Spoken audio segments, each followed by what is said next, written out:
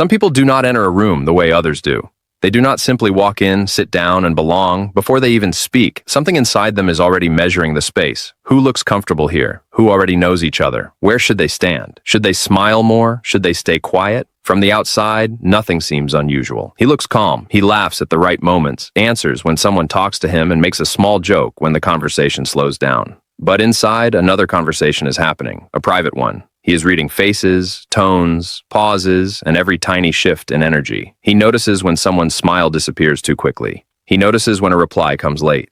He notices when two people exchange a look he does not understand. And almost every time, his mind asks the same question. Did I do something wrong? This is the psychology of people who never fit in anywhere. It is not always loud or obvious. Sometimes it looks like being quiet in a group, leaving early, joking at the wrong moment, or acting like nothing matters. But underneath it is a long history of feeling like every room has an invisible language, and somehow they were never taught how to speak it. They may have friends, they may have family, they may even be liked by many people. But being liked and feeling like you belong are not the same thing. A person can be surrounded by people and still feel like a guest everywhere. For people like him, belonging is not just about being invited. It is about feeling safe enough to stop performing, safe enough to not monitor every word, safe enough to be quiet without feeling boring, safe enough to be honest without fearing they will become too much. But when someone has never fully felt that safety, they learn to adapt. They become experts at reading the room. They study people carefully, not because they are judgmental, but because they are trying to survive socially. They notice what kind of humor works, what opinions are acceptable, what emotions are allowed, and what parts of themselves should stay hidden. Around one group, they become more talkative. Around another, more serious. With some people, they act carefree. With others, they become the listener, the helper, the one who does not need much. They adjust so naturally that no one notices. But later, when they are alone, they feel empty. Because if you become a different version of yourself for every room, eventually you start wondering which version is real. And worse, you realize that people may like you, but only the edited version of you. That is one of the deepest wounds of never fitting in. It creates a quiet fear that the real self is too much, not enough, or somehow difficult to love. So he learns to make himself easier. He does not ask for too much attention. He does not show disappointment too openly. If someone forgets to invite him, he acts like he did not care. If a message is ignored, he pretends he was too busy anyway. If he feels left out, he tries to make a joke before the sadness becomes visible. That is where humor often enters the picture. Not just normal humor, but dark humor. The kind that turns pain into something people can laugh at. The kind that says, it's fine. I'm used to being the backup character. Or, my social life has the emotional range of a closed store. People laugh. And for a moment, the pain feels lighter, not gone, just easier to carry. Dark humor works because it lets him say something true without fully exposing himself. If he says, I feel like I never belong anywhere, the room may become uncomfortable. People may not know what to say. But if he turns that same feeling into a joke, everyone can respond safely. The truth is still there, but it is hidden under laughter. This is why people who feel like outsiders often become funny in a very specific way. Their humor is built from observation. They have spent years watching how groups form, how rejection happens quietly, how people pretend to be fine, and how quickly a room can make someone feel unwanted. In a strange way, not fitting in can make someone deeply perceptive. They become observers before they become participants. They can sense when someone is uncomfortable, when someone is pretending, when someone feels left out, because they know that feeling. They have lived there. But being observant has a cost. When the mind is always scanning for danger, even small things can feel heavy. A short reply can feel like annoyance. A canceled plan can feel like proof they were never important.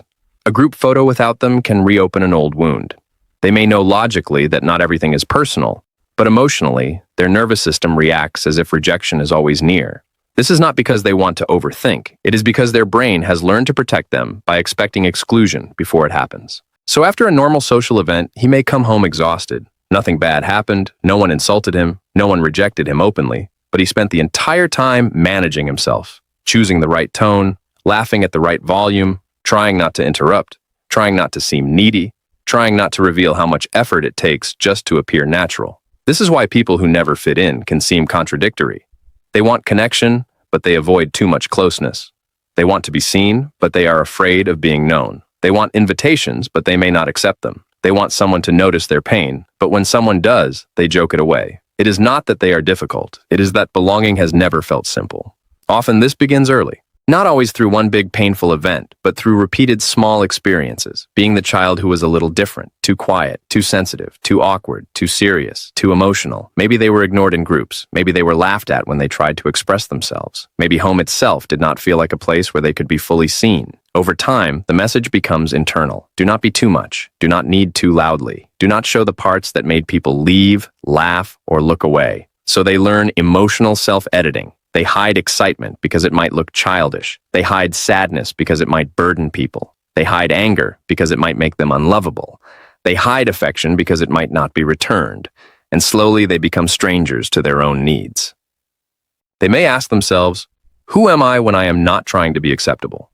And the answer may not come easily because they have spent so long becoming what each room required.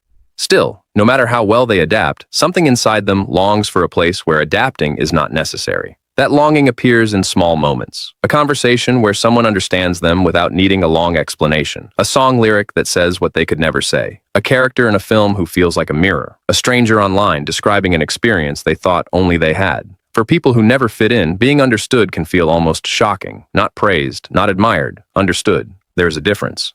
Praise can still feel distant. People can admire the version that performs, jokes, helps, listens, or appears strong. But understanding reaches deeper. It says, I see why you are like this. It says, you do not have to translate yourself here. And that is often what they secretly want most. Not attention, not pity, not someone to fix their whole life. Just a place where they do not have to keep proving they are normal enough to stay. This is why even small rejection can hurt deeply. It does not feel like one moment. It feels like confirmation of an old story. A story that says, see, this always happens. You are temporary, you are tolerated, you are not really chosen. And when that story wakes up, they may withdraw. They stop texting first, they stop sharing details, they stop showing excitement. They call it peace, and sometimes it is. But sometimes they are simply disappearing before anyone gets the chance to leave them. This self-protection can look like independence. People may say, he just likes being alone, or he does not care what people think. But often, he cares deeply, maybe too deeply. He has just learned that caring openly gives people the power to hurt him. So he builds a personality that looks detached. Dark humor helps. Sarcasm helps. Acting unbothered helps. It creates the impression that he cannot be wounded because he already made a joke out of the wound. But there is a difference between not caring and being tired of caring without feeling chosen. The deeper fear is not simply, people may not like me. The deeper fear is, maybe there is no place where I can be fully myself and still be wanted. That belief shapes everything. It makes someone careful. It makes them funny when they are sad, helpful when they are exhausted, quiet when they have a lot to say. It makes them leave before they can be left. But it also gives them strengths. People who never fit in often develop unusual empathy. Because they know exclusion, they notice it in others. They may be the first to include someone standing alone. The first to sense when a friend's "I'm fine" does not sound fine. The first to understand pain that has not been explained clearly. They may also develop a deep inner world. When the outside world does not feel like home, the mind becomes one. They think, imagine, analyze, create, and reflect. This depth can be beautiful, but it can also become lonely if no one is allowed to enter it. Healing does not mean becoming loud, social, or perfectly confident. It does not mean forcing themselves to fit into places that were never right for them. Sometimes the problem is not that they failed to belong.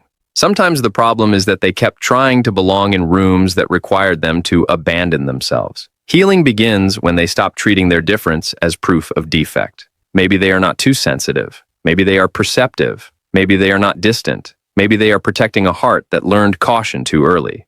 And maybe belonging is not about being accepted by every room. Maybe it is about finding the few places where the nervous system can finally exhale, a place where silence does not feel like failure, where humor is welcome but not required, where sadness does not need to be entertaining, where they can be strange, thoughtful, quiet, funny, emotional, and still not feel like one wrong sentence will cost them their place. For someone like him, that kind of belonging may feel unfamiliar at first. He may still joke when things get too honest. He may still scan the room. He may still expect the old ending. But slowly, with the right people, the performance softens. He does not have to laugh before the silence anymore. He does not have to turn every wound into something clever. He does not have to become smaller to make others comfortable. Maybe people who never fit in are not always trying to be distant. Maybe they are waiting for a place where they do not have to perform belonging just to be accepted. And maybe the real tragedy is not that they never belonged anywhere. It is that they learned to perform so well, no one noticed they were still looking for home.